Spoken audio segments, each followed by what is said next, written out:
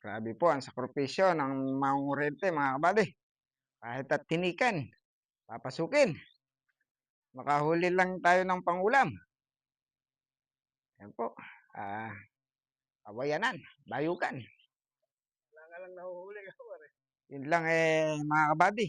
Ulayin to. Kaya lang alang mabulabog. Nasimot na ata isda dito sa sapa. Ayan mga kabady.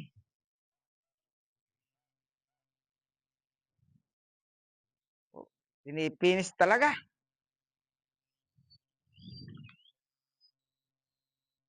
Ayun mga kabady. Mayroon tayong nabulabog. Yung ano tawag na pare, yung hanep, yung manisipala, yun na. Ha?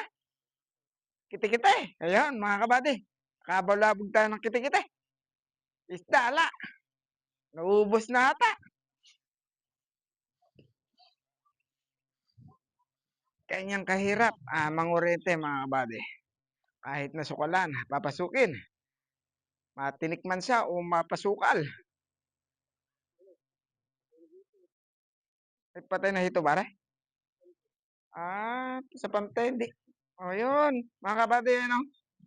Pante, may nahuling hito. Hindi na nila kinuha. Ayun,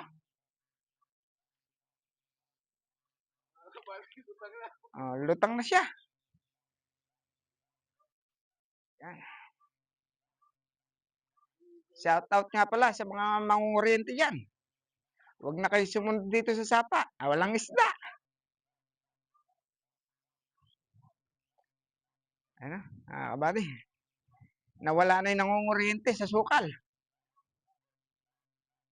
Ayan na. Abang natin dito sa dulo, mga kabady. Para makita natin.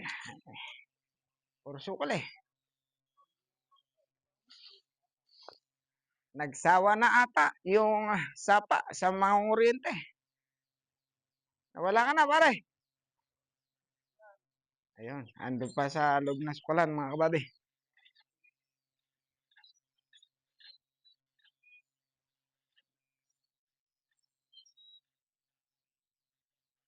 Ayun na, malapit na siya. Mahalo na.